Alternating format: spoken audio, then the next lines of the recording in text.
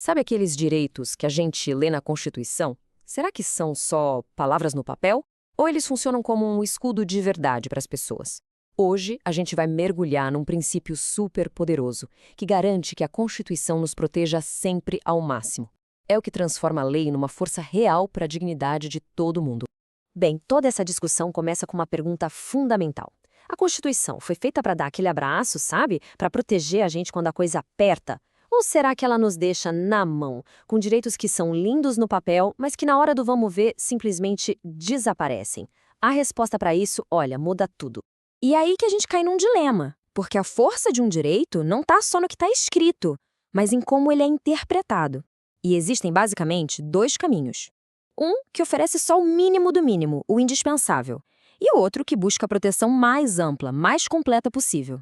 A diferença entre os dois, nossa, é gigantesca. Vamos pensar num caso prático, o direito à defesa. Numa interpretação mais restrita, a mínima, a ampla defesa só começaria lá no tribunal. Imagina só a situação. Uma pessoa pode confessar algo sob pressão na delegacia, sem um advogado, e aí já era. O estrago está feito, a proteção chegou tarde demais. Agora, do outro lado, na interpretação maximalista, a história é outra. Um advogado está presente desde o primeiro minuto, tornando a defesa algo real e efetivo desde o comecinho. E essa mesma lógica se aplica à saúde. Uma visão mínima diria que o direito à saúde cobre só o básico, tipo uma emergência no pronto-socorro. Mas e se alguém precisa de um remédio caríssimo para uma doença rara? Por essa visão, essa pessoa fica desprotegida. Já a visão máxima entende que saúde inclui qualquer tratamento necessário para viver. Em muitos casos, essa é a diferença literal entre a vida e a morte. E o mesmo dilema aparece nos direitos trabalhistas. Uma visão restritiva permitiria que os direitos fossem negociados livremente.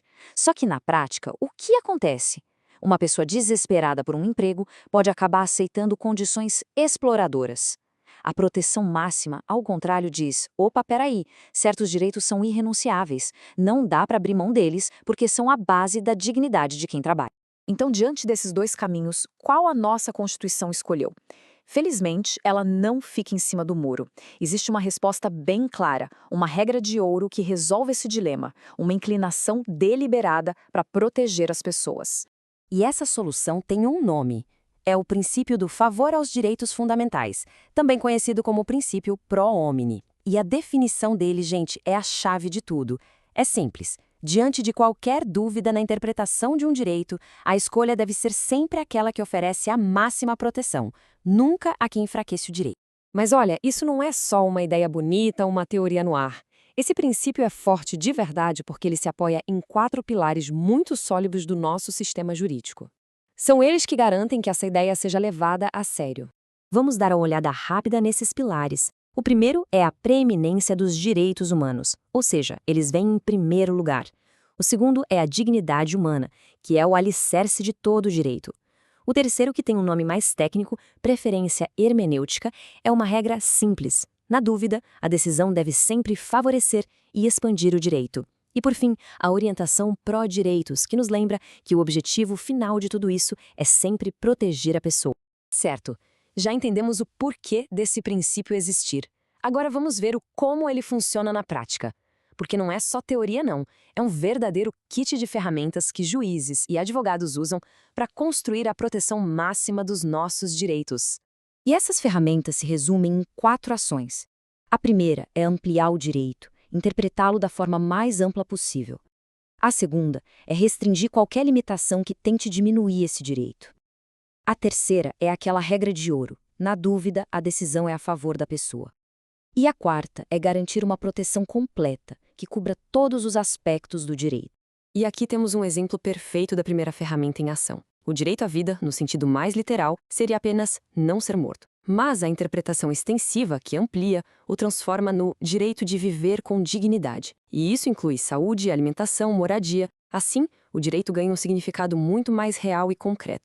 Agora, um ponto super importante. É preciso ter uma visão equilibrada. Esse princípio é, sim, extremamente poderoso, mas isso não significa que os direitos são ilimitados. Ele opera dentro de um sistema complexo e precisa ser ponderado. É crucial entender que os direitos não são absolutos. Às vezes, eles entram em conflito e precisam ser equilibrados. A proteção máxima pode ter custos e sua implementação pode ser gradual. E muito importante, abusar de um direito não é estar protegido. Por exemplo, usar a liberdade de expressão para espalhar discurso de ódio ou desinformação não encontra amparo nesse princípio. Chegando ao final, vamos conectar tudo. Por que conhecer este princípio é tão importante? Porque ele define o caráter da nossa Constituição. É ele que a transforma de um documento que abandona para um que, de fato, abraça. Essa frase resume a filosofia por trás de tudo. Ela revela uma escolha fundamental do nosso sistema jurídico.